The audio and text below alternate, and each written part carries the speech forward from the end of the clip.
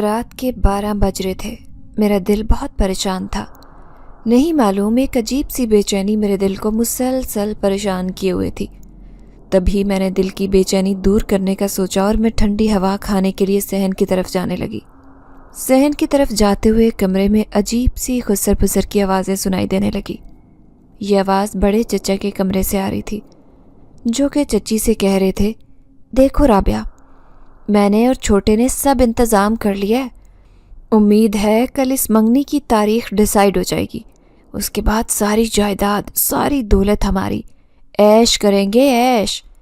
سرکار آہستہ آواز میں بات کریں، کیا آپ نے نہیں سنا کہ دیواروں کے بھی کان ہوتے ہیں؟ اگر یہ سارا پلان آپ کی جان سے پیاری سنوبر کو معلوم ہو گیا تو… چچی کے منہ سے اپنا نام سن کر میرے پیروں تلے سے زمین کھسک گئی۔ یہ سب میرے اپنے تھے اور میرے اپنے ہی میرے دشمن بنے بیٹھے تھے۔ محض کاغذ کے بے جان ٹکڑوں کے لیے یہ سب میرے ساتھ کیا کرنے والے تھے؟ اس بارے میں سوچتے ہوئے میرے دل کی دھڑکن تیز ہوتی جا رہی تھی۔ میں نے چچا اور چچی کا سارا پلان بھی سن لیا تھا، بہت اچھے سے سمجھ بھی گئی تھی۔ میں اپنی سسکیوں کو اپنے ہاتھ کی ہتھیلیوں سے دبائے اپنے کمرے کی طرف جانے لگی۔ میری آنکھوں سے لگاتار آنسو بہہ رہے تھے۔ مجھے بس تم چاہیے ہو، یہ خوبصورت الفاظ میرے کانوں میں رس گھول رہے تھے۔ انہی خوبصورت الفاظ کو سنتے ہوئے میری آنکھ کھلی اور میں اپنے ارد گرد اس شخص کو تلاش کرنے لگی جس کی زبان سے ایسے خوبصورت الفاظ بیان ہوئے تھے۔ آج میں بہت تکلیف میں تھی، جی چاہتا تھا زمین پھٹے اور میں اس میں سما جاؤں۔ میرے ساتھ آج کچھ ایسا ہوا تھا کہ میرا اپنوں سے بھروسہ ہی اٹھ گیا تھا۔ میں اپنی زندگی کے بارے میں سوچ کر زاروں قطار رو رہی تھی۔ تبھی تہجد کا وقت ہوا اور مجھے اس بات کا احساس بڑی شدت سے ہوا کہ بےلوث محبت کرنے والی ذات صرف خدا کی ہے، تو کیوں نہ میں اپنی التجا، اپنی آرزو خدا کے آگے پیش کروں۔ اسی سوچ میں وضو کرتے ہوئے نماز ادا کرنے کی نیت سے جائے نماز پر کھڑی ہو گئی اور نماز ادا کرنے لگی۔ جائے نماز پر بیٹھی میں زاروں قطار رو رہی تھی۔ آج میں دل کی گہرائیوں سے اپنے رب سے دعا مانگ رہی تھی۔ میں اس وقت کو یاد کر کے رو رہی تھی جب میں اپنے اماں ابا کے پاس ان کے ساتھ رہا کرتی تھی۔ عجیب کھیل کھیلا تھا۔ میرے پاس سب کچھ ہوتے ہوئے بھی آج کچھ نہیں تھا۔ میں اپنی بے بسی لاچاری پر سوائے آنسو بہانے کے اور کچھ نہیں کر سکتی تھی۔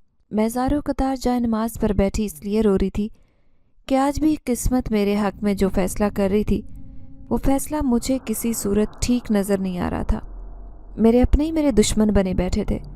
میں نے کبھی سوچا بھی نہیں تھا کہ مجھ پر جان نچھاور کرنے والے یہ رشتے ایک دن اچانک میری عمر کے خاص حصے میں جا کر اپنی نظریں پھیر لیں گے اور مجھے اس دوراہے پر لا کر کھڑا کر دیں گے جہاں میرے پاس سوائے ان کی بات ماننے کے کوئی چارہ نہیں ہوگا۔ میں آگے دیکھتی تو مجھے کھائی نظر آتی، پیچھے دیکھتی تو کنواں، جاتی تو کہاں جاتی۔ میرا تو کوئی ٹھکانہ ہی نہیں تھا۔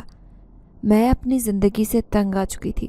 کبھی کبھی میرا جی چاہتا کہ خود کی جان لے لوں اور خود کی سانسوں کو بند کر کے اپنی تمام تکلیفوں سے منہ موڑ لوں، مگر خودکشی حرام ہے یہ سوچتے ہوئے میرا ہاتھ رک جاتا، میرا ہاتھ کانپنے لگتا۔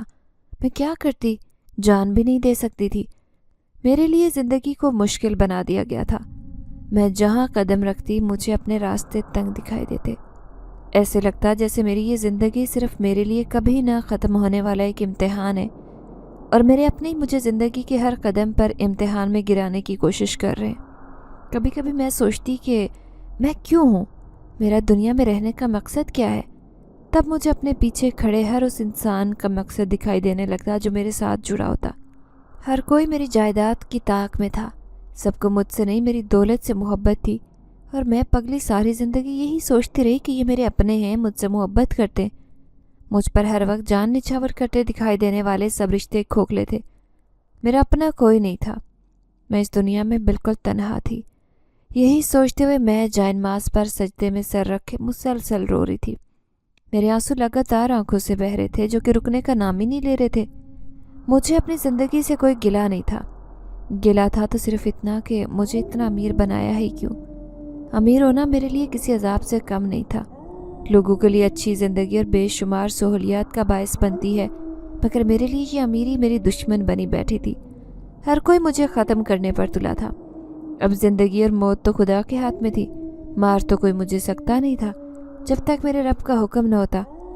اس لیے سب مجھے ایک ایسی دلدل میں دھکیلنے کا منصوبہ بنا رہے تھے جہاں سے میں کبھی نکل نہیں سکتی تھی۔ ऐसी ज़िंदगी किसी मौत से कम नहीं थी। सब मुझे उस घर से निकालने पर तुले हुए थे। हर कोई एक नई साजिश में था। जाने इन सबको क्या हो गया था कि मेरा निकाह एक ऐसे बंदे से कर रहे थे जो उम्र में मुझसे कहीं ज़्यादा बड़ा था। वो मेरे बाप की उम्र का था और मुझसे ये निकाह ज़बरदस्ती करवाया जा रहा था। मेरे लाख मना करने पर भी कोई मेरी बात सुनने के लिए तैयार नहीं था। मैं सोच सोच कर परेशान थी कि आखिर इन सबको हो क्या गया है। मुझसे तो इनका ये बदला हुआ रूप बर्दाश्त ही नहीं हो रहा था। मैंने कभी नहीं सोचा था कि मेरे अपने एक दिन ऐसे गिरगिट की तरह अचानक से रंग बदलेंगे।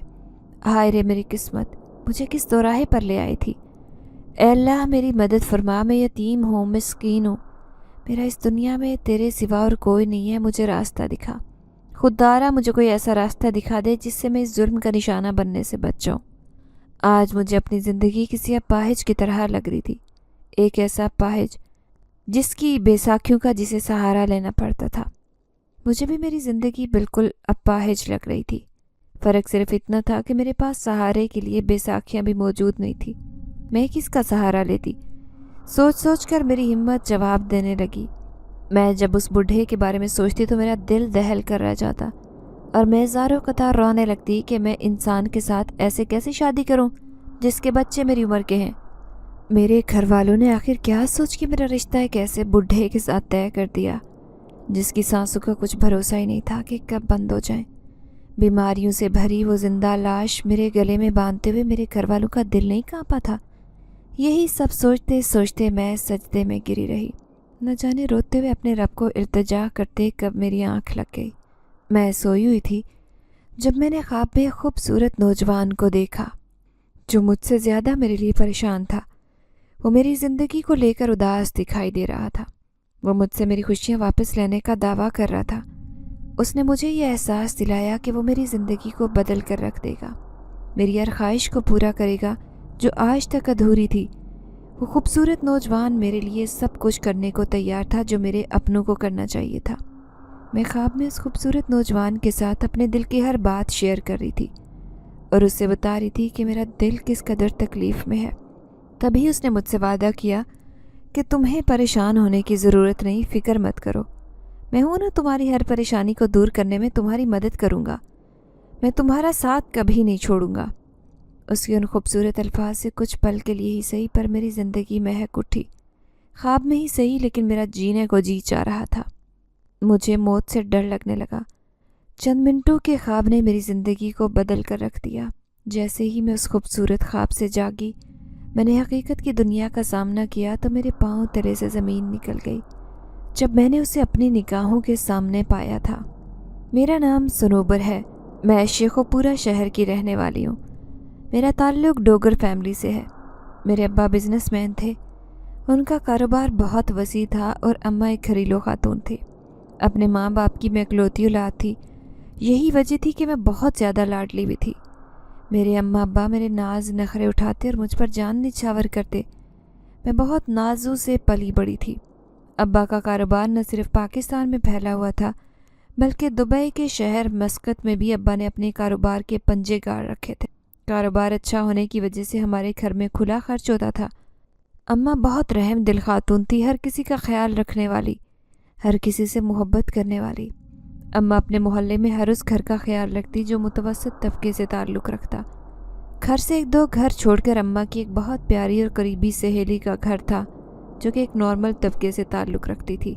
उनके शोहर का इंतकाल हो चुका था और बेटी की शादी थी। अम्मा ने अपनी सहेली का भरपूर साथ दिया। शादी में जितना भी दूध या दीगर लवाजमात का इस्तेमाल किया गया वो सब अम्मा की तरफ से अपनी सहेली की बेटी के लिए तोहफ़ा था। यही वजह थी कि मोहल्ले वाले भी अम्मा और अब्बा की बहुत इज़्ज़त करते, क्योंकि अम्मा अब्बा सबके साथ हुस्न सलूक से पेश आते। अखलाक का अच्छा होना बहुत मायने रखता है। मेरे अम्मा अब्बा अखलाक के बहुत अच्छे थे, इसलिए मोहल्ले वाले अपनी जान तक निछावर करने को हर वक्त तैयार रहते। अम्मा ने कभी भी किसी ज़रूरतमंद को खाली हाथ नहीं जाने दिया था।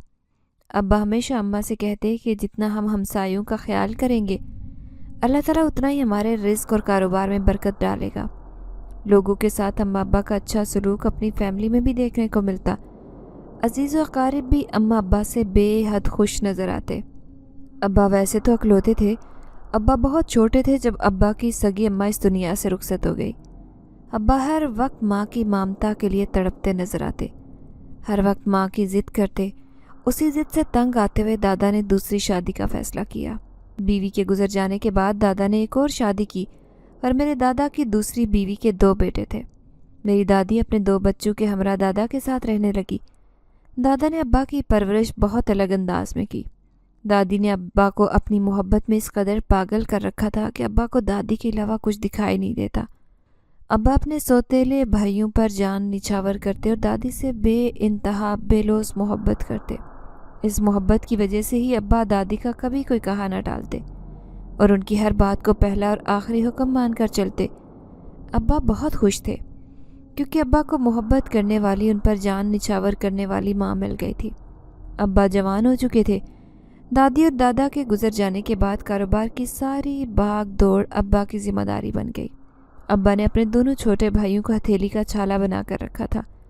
اپنی مرتی ماں سے ابا نے وعدہ کیا تھا کہ ان کے گزر جانے کے بعد ابا اپنے بھائیوں کو کبھی بھی کسی چیز کی پریشانی نہیں آنے دیں گے، ان کی ہر مشکل میں کام آئیں گے، ان کی ڈھال بن کر ان کی حفاظت کریں گے۔ بس یہی وعدہ ابا بہت اچھے سے نبھا رہے تھے۔ جب ابا کی شادی اماں سے ہوئی، میں اپنے ماں باپ کے ساتھ اپنے دونوں چچا کی بھی بہت لاڈلی تھی۔ میرے دونوں چچا مجھ سے بے انتہا محبت کرتے، میری ہر ضرورت کا خیال رکھتے۔ سب آپس میں بہت محبت سے زندگی گزار رہے تھے۔ کوئی نہیں جانتا تھا کہ یہاں کون سا رشتہ سوتیلا ہے۔ ابا نے گھر کا ماحول ہی ایسا بنا رکھا تھا۔ خود سوتیلے بھی یہ بات مکمل طور پر بھول چکے تھے کہ وہ ابا کے سگے بھائی نہیں ہیں۔ ابا نے دونوں چچا کی شادی بہت دھوم دھام سے کی تھی۔ ہمارا گھر خوشیوں کا گہوارہ تھا۔ میں نے اپنے سب رشتوں سے بہت پیار پایا۔ مجھے اپنے دونوں چچا اور دونوں چچیاں بہت عزیز تھیں کیونکہ وہ مجھ پر جان نچھاور کرتے، میرے دل کے بہت قریب تھے۔ ابا اپنے بزنس کی بھاگ دوڑ میں لگے رہتے۔ گھر کے سارے کرتا دھرتا ابا تھے۔ دونوں چچا اپنی زندگی کو بہت اچھے طریقے سے انجوائے کر رہے تھے۔ ابا نے انہیں ہر قسم کی پریشانی سے دور رکھا تھا۔ کاروبار کی بھی کوئی ٹینشن دونوں چچا کو بالکل نہیں تھی۔ اماں اکثر ابا سے کہتی، سنوبر کے ابا، اپنے دونوں بھائیوں کو بھی اپنے ساتھ کاروبار میں جگہ دیں۔ ابھی سے کاروبار کی بھاگ دوڑ سنبھالنے لگیں گے تو کل کو انہیں کاروبار دیکھنے میں پریشانی کا سامنا نہیں کرنا پڑے گا۔ جب بھی اماں ابا سے کاروبار کے سلسلے میں بات کرتی تو ابا اماں کو یہ کہہ کر خاموش کروا دیتے کہ ابھی میں زندہ ہوں۔ جب تک میں زندہ ہوں میں اپنے دونوں بھائیوں پر کسی قسم کا بوجھ نہیں ڈالوں گا۔ وہ اپنی زندگی کو اچھے طریقے سے انجوائے کریں۔ میرے ہوتے ہوئے انہیں کسی بھی ذمہ داری کو سر پر سوار کرنے کی ضرورت نہیں۔ ابا اس بات سے انجان تھے کہ اماں ہمیشہ چچا لوگوں کے کہنے پر ہی ابا سے کاروبار کے سلسلے میں بات کیا کرتی، لیکن ابا کو چچا لوگوں کا کام کرنا بالکل بھی پسند نہیں تھا۔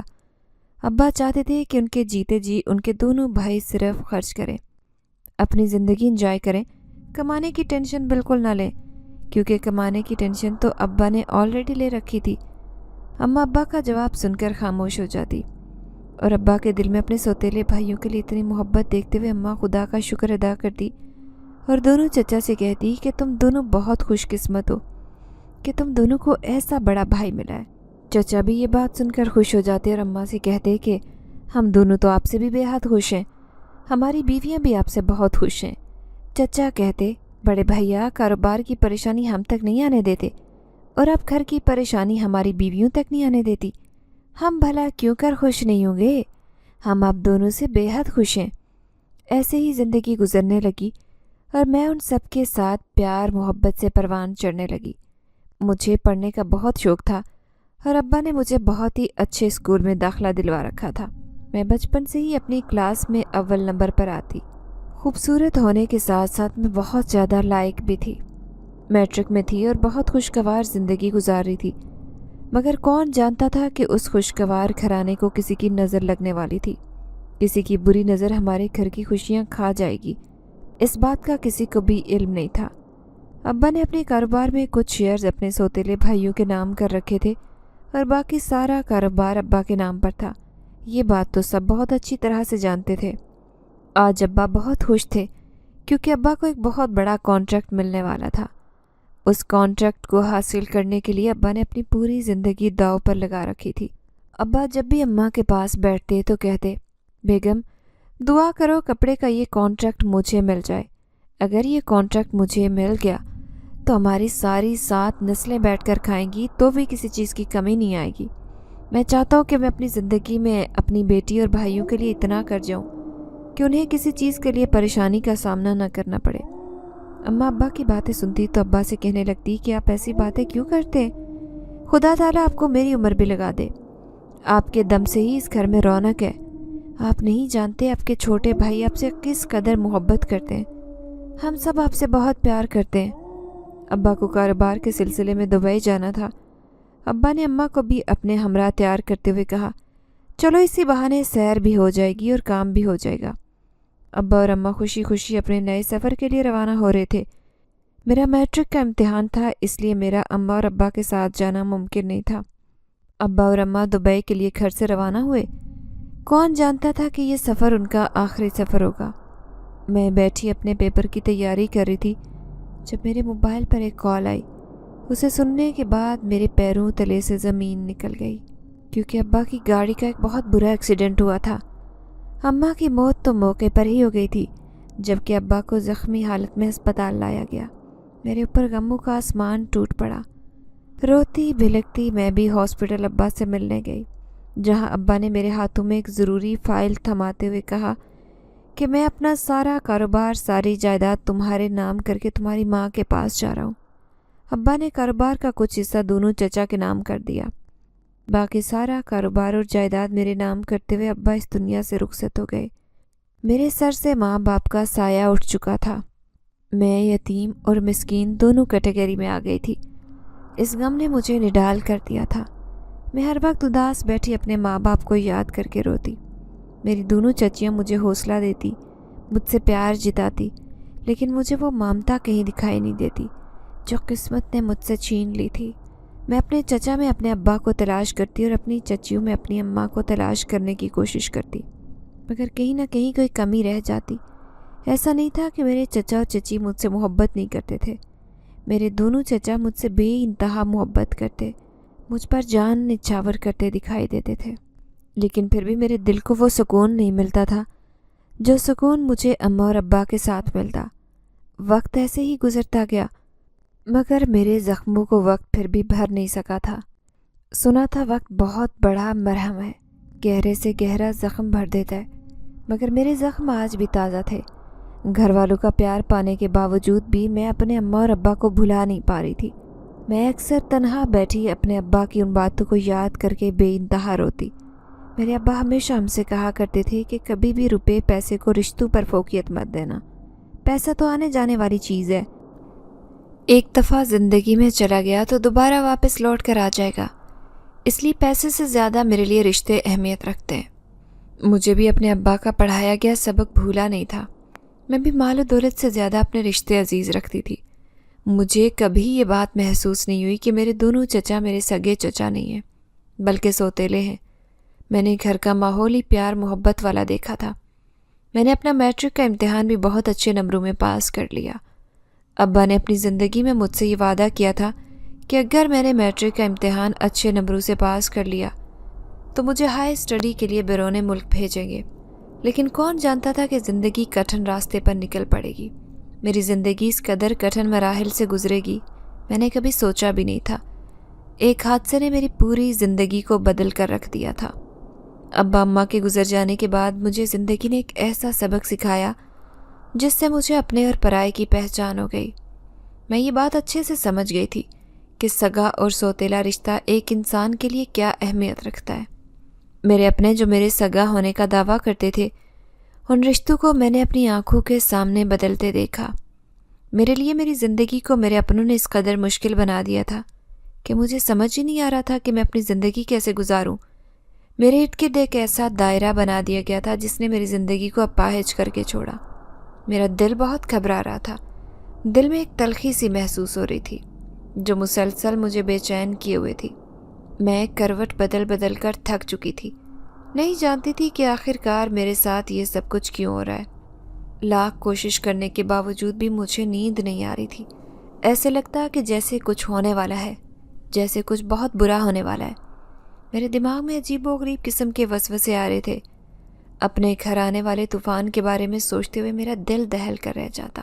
سمجھ سے باہر تھا کہ یہ کیسا خوف ہے جو مجھے گھیرے ہوئے تھا۔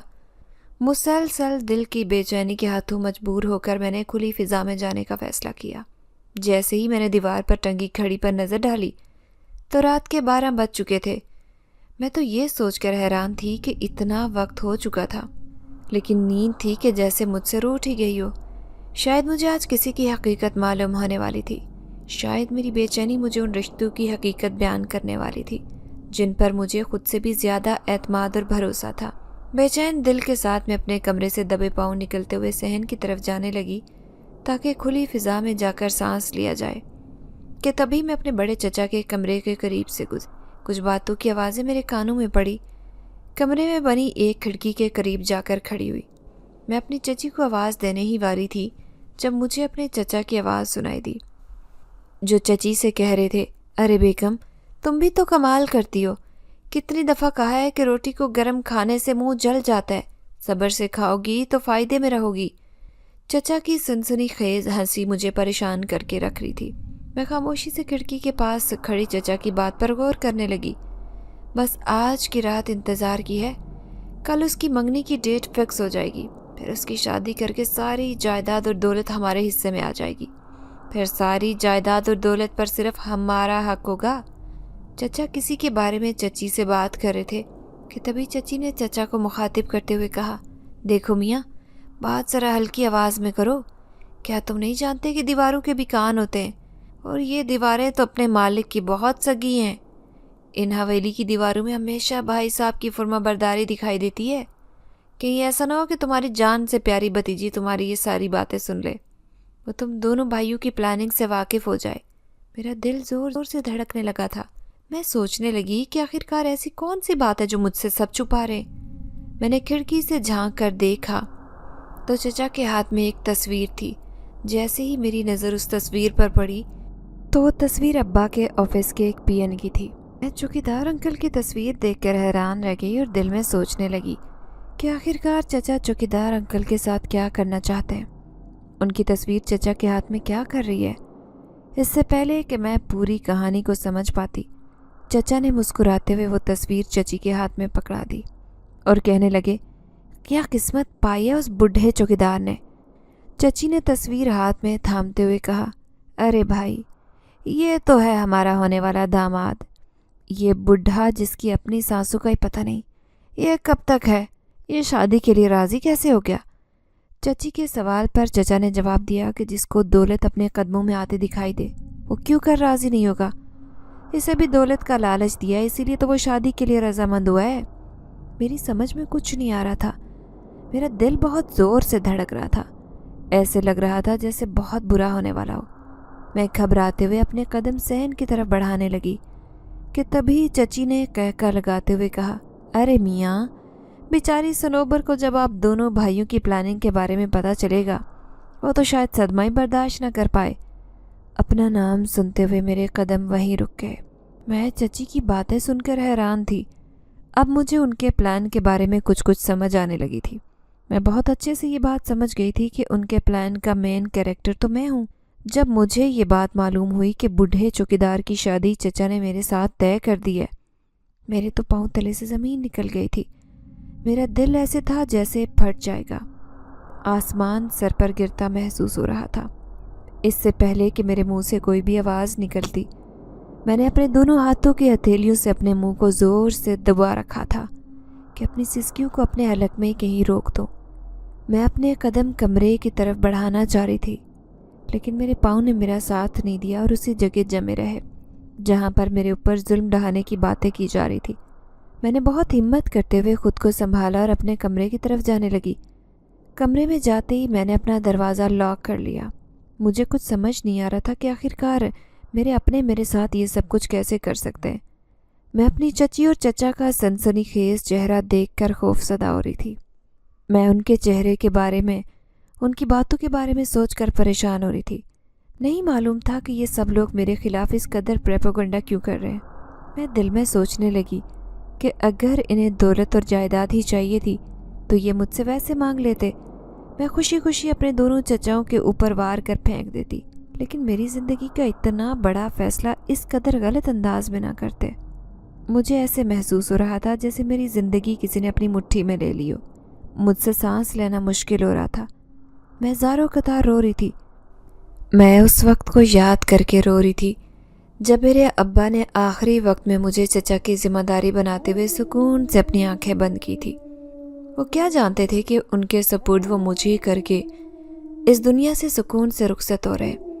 وہی لوگ مجھے کاغذ کے ٹکڑوں کی خاطر میری عزت کا سودا کر لیں گے۔ مرنے سے پہلے ابا نے جن محفوظ ہاتھوں میں میری ذمہ داری سونپی تھی، وہی ہاتھ کسی کھوکھلے رشتے کی طرح میرے دشمن بنے بیٹھے تھے۔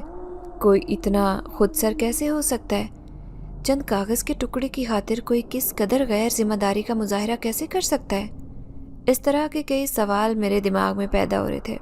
میں زاروں قطار گڑ گڑا کر اپنے پروردگار سے مدد کی التجا کر رہی تھی۔ میں اپنے رب کو مدد کے لیے پکار رہی تھی۔ میرا اس دنیا میں کوئی نہیں تھا۔ میں آج تک جن لوگوں کو اپنا مانتی آ رہی تھی، آج اچانک سے ان لوگوں کے چہرے سے ہٹا نقاب مجھے بے چین کر گیا۔ میری روح تک کانپ اٹھتی میں جب یہ سوچتی کہ آخرکار میرا قصور کیا ہے؟ کیوں میرے گھر والے میرے دشمن بنے بیٹھے ہیں؟ اگر میرے چچا مجھ سے محبت میں یہ ساری دولت مانگتے تو میں ہنسی خوشی ان کے اوپر سے وار کر پھینک دیتی، لیکن میرے لیے اس قدر دل میں نفرت پالتے ہوئے میرے دونوں چچا نے میری قسمت کا فیصلہ کیا تھا۔ یہ سوچتے ہوئے آنسو بہنا نہیں رک رہے تھے، لگاتار آنسو بہتے جا رہے تھے۔ میرا سر سجدے میں تھا۔ تہجد کا ٹائم تھا۔ نماز ادا کرنے کے بعد جائے نماز پر ہی گریازاری کرتے ہوئے نہ جانے میری آنکھ کب لگی۔ ایک خوبصورت نوجوان، دراز قد و قامت، چوڑا سینہ اور چہرے پر موٹی موٹی کالی سیاہ آنکھیں اس کی خوبصورتی میں نمایاں اضافہ کر رہی تھی۔ میں نے اپنی آنکھوں کے سامنے جب اس نوجوان لڑکے کو دیکھا، میں تو حیران رہ گئی۔ میں خواب میں اللہ کے حضور گڑ گڑا کر مدد کے لیے التجا کر رہی تھی جب اس نوجوان لڑکے نے میرے قریب آتے ہوئے مجھ سے کہا، مجھے صرف تم چاہیے ہو۔ یہ الفاظ کسی میٹھے رس کی طرح میری زندگی کو مہکا رہے تھے۔ کچھ پل کے لیے ہی صحیح مجھے احساس ہونے لگا کہ میں اس دنیا میں اکیلی نہیں ہوں۔ وہ یہ کہتے ہوئے میرے قریب آیا، پریشان مت ہو، تمہاری آنکھوں میں آنسو اچھے نہیں لگتے۔ وہ اس قدر محبت اور پیار سے میری دلجوئی کر رہا تھا، ایسے لگتا کہ نہ جانے وہ کب سے مجھے جانتا ہے۔ اسے میری پریشانی اور تکلیف بہت اچھے سے سمجھ آ رہی تھی۔ میں نے روتے ہوئے جب نگاہیں اٹھا کر اس لڑکے کی طرف دیکھا، میں اسے دیکھتی رہ گئی۔ لڑکا اس قدر خوبصورت تھا کہ میں حیران پریشان اسے تکنے لگی۔ پریشان مت ہو، تمہیں خوش رہنے کا پورا حق ہے، میں تمہیں یہ حق دلا کر ہی رہوں گا۔ محبت بھری ایک آواز نے میرے کانوں میں رس کھول دیا۔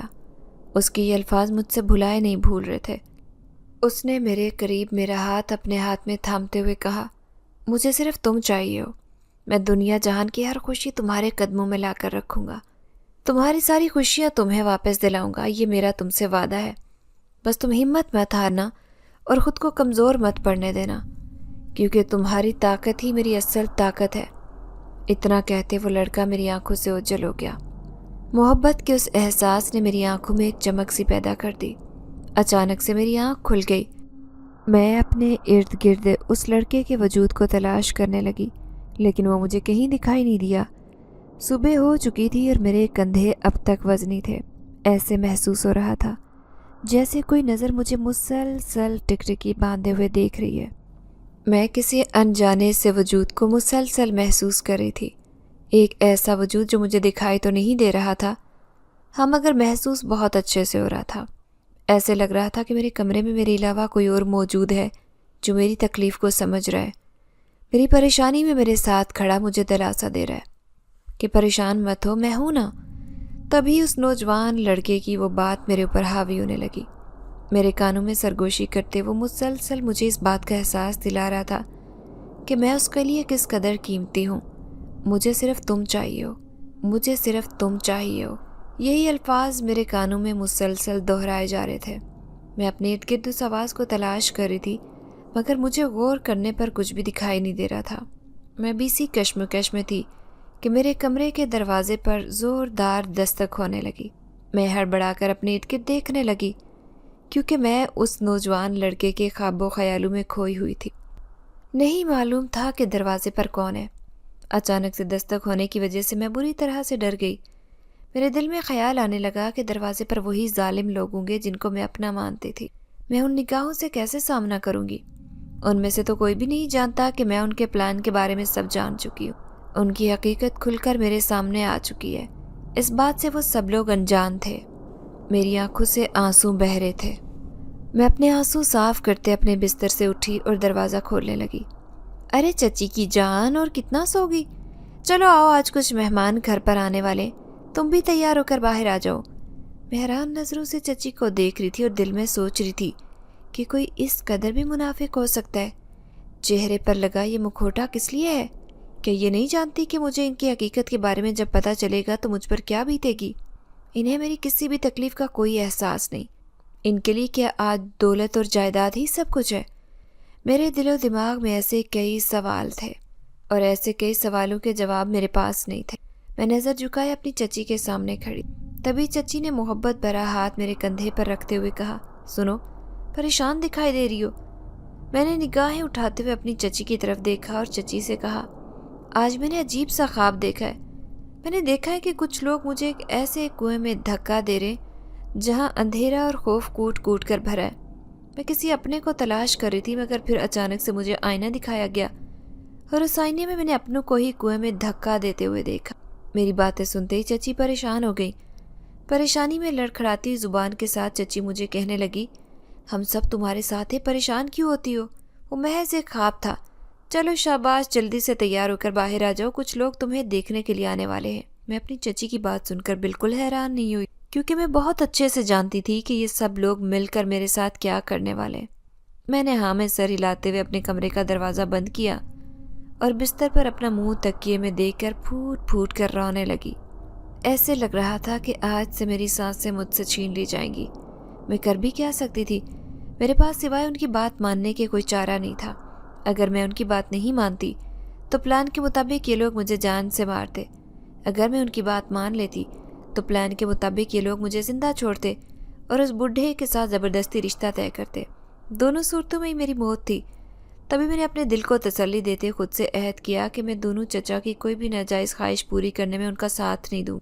میں شادی کے لیے کبھی ہاں نہیں کروں گی، چاہے یہ لوگ میری جان کیوں نہ لے لیں۔ یہ سوچتے اسی عزم کے ساتھ میں کمرے سے نکلی۔ مجھے سجا کر صوفے پر بٹھا دیا گیا۔ تمہارے چچا لڑکے کو لینے گئے، بس کچھ ہی دیر میں آتے ہوں گے، اچھے سے سوالوں کا جواب دینا۔ میں بہت حیران تھی کہ اس بڈھے کو کتنی محبت کے ساتھ چچی لڑکا کہہ رہی تھی۔ مجھے چچی کی خود سری پر حیرت ہوئی، تبھی دروازے پر دستک ہوئی۔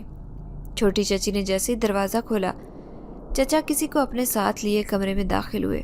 میرا دل زور سے دھڑک رہا تھا، خوف آ رہا تھا۔ بے ساختہ میری آنکھوں سے آنسو بہنے لگے۔ میں دل میں دعا کرنے لگی کہ کاش کوئی میرا مسیحا بن کر میرے پاس آئے، مجھے ظلم کا نشانہ بننے سے بچا لے۔ اس طرح کی کئی سوچیں میرے دل و دماغ پر حاوی تھی۔ سنوبر، نگاہیں اٹھا کر تو دیکھو، میں نے اور تمہارے چھوٹے چچا نے تمہارے لیے لڑکا پسند کر رکھا ہے۔ امید ہے کہ تمہیں بھی لڑکا پسند آئے گا۔ میرا جی چاہ رہا تھا کہ زمین کھلے اور اس میں سما جاؤں۔ ایک بڈھے کے ساتھ میری شادی کرنے کی خواہش مند میرے چچا اس بڈھے کو لڑکا کہہ کر بلا رہے تھے، جس کی اپنی ٹانگیں قبر میں تھی۔ وہ بھلا میرا کیا ساتھ نبھائے گا؟ میں اپنے دماغ میں کئی سوالوں سے جنگ لڑ رہی تھی۔ تبھی چچا نے مجھ سے پھر یہی سوال کیا، نگاہیں اٹھا کر اپنے سامنے والے دلہے کو نہیں دیکھو گی؟ میں نے غصے سے جیسے ہی نگاہیں اٹھا کر چچا کی جانب دیکھا تو میرے پاؤں تلے سے زمین نکل گئی۔ میری آنکھوں کے سامنے وہ بڈھا تھا۔ میں نے ارد گرد کھڑے ان لوگوں کو دیکھا جو خود کو میرا اپنا اور سگا ہونے کا دعویٰ کرتے تھے۔ سب کے چہروں پر خوفناک مسکراہٹ تھی۔ ایسا محسوس ہو رہا تھا جیسے سب میری لاچاری اور بے بسی پر قہقہ لگا رہے ہوں۔ میں نے سوالیہ نگاہوں سے اپنے بڑے چچا کی طرف دیکھا۔ اس سے پہلے کہ میں کوئی سوال کرتی، میرے سارے بھرم یہ کہتے ہوئے توڑ دیے گئے کہ تم ہم پر ایک بوجھ ہو۔ تمہارا باپ ساری زندگی ہمیں ناکارہ سمجھتا رہا۔ ہم سوتیلے تھے، اس لیے کبھی کاروبار کے قریب نہیں آنے دیا۔ ساری زندگی ہم پر رعب جماتا رہا۔ مرتے وقت بھی ساری جائیداد تمہارے نام کر کے چلتا بنا۔ میرے باپ کی سب نیکیاں کسی ایک گندے گالی کی طرح آج ان لوگوں نے میرے منہ پر دے ماری تھی۔ میری روح اندر تک زخمی ہو گئی جب ان لوگوں نے اپنے دکھاوے کی محبت سے آج پردہ اٹھایا۔ اس بڈھے کے ساتھ یہ کہتے میری منگنی کر دی گئی کہ جائیداد کا کچھ حصہ اس کے نام کر دیا جائے گا۔ ابا کی وصیت کے مطابق شادی کے بعد سارے کاروبار کی ذمہ داری میرے شوہر کی تھی، اسی لیے میرے لیے اس بڈھے کا انتخاب کیا گیا۔ اس سب کی لالچ دیکھتے ہوئے مجھے بہت تکلیف ہو رہی تھی۔ زبردستی میرا نکاح اس بڈھے کے ساتھ کر دیا گیا۔ میں اپنی قسمت کے اس فیصلے پر اس قدر غمگین تھی، یہ زیادتی مجھ سے برداشت نہیں ہو رہی تھی۔ میں بے ہوش ہوئی۔ جب ہوش آیا تو میں نے خود کو ایک عالیشان کمرے میں پایا۔ ایسا لگ رہا تھا کہ یہ کوئی محل ہو۔ اپنے ارد گرد قیمتی زیورات اور قیمتی آرائش دیکھتے میرا حیران ہونا بنتا تھا۔ حیران ہونے کے ساتھ بہت پریشان بھی تھی۔ اس بڈھے کے بارے میں سوچتے ہوئے میری سانس حلق میں کہیں اٹک کر رہ گئی۔ تبھی کمرے کا دروازہ کھلا۔ خوف کے مارے میرا جسم ٹھنڈا پڑ گیا۔ میرے دل کی دھڑکن تیز ہونے لگی کہ اچانک سے میرے کانوں میں سرگوشی ہوئی۔ مجھے صرف تم چاہیے ہو۔ میں نے خوف زدہ ہوتے جیسے ہی نگاہیں اٹھا کر سامنے دیکھا تو میری نظروں کے سامنے وہی بڈھا کھڑا تھا۔ اس کے چہرے پر تسلی بخش مسکراہٹ تھی۔ میں یہ سوچ کر حیران تھی کہ یہ الفاظ تو کسی اور کے تھے۔ تبھی میری پریشانی دیکھتے اس بڈھے نے اپنی حقیقت مجھ پر ظاہر کر دی۔ دیکھتے ہی دیکھتے وہ بڈھا ایک خوبصورت نوجوان لڑکے کی شکل اختیار کر گیا، جسے میں نے ایک رات پہلے خواب میں دیکھا تھا۔ میں نے اس لڑکے کو اپنی نگاہوں کے سامنے پا کر سکتے میں اسے دیکھا۔ پھٹی نگاہوں سے اسے دیکھ ہی رہی تھی۔ وہ میرے سامنے بڑی محبت مسکراہٹ چہرے پر لیے اپنی نگاہوں میں مجھے پیار نچھاور کرتا دکھائی دے رہا تھا۔ میں حیران ہوتے ہوئے اس کے چہرے کی طرف دیکھنے لگی اور دل میں سوچنے لگی کہ یہ سب کچھ کیسے بدل گیا۔ میرے چچا نے تو مجھے ایک بوڑھے چوکیدار کے پلے باندھنا تھا، مگر یہ خوبصورت نوجوان لڑکا کہاں سے آ گیا؟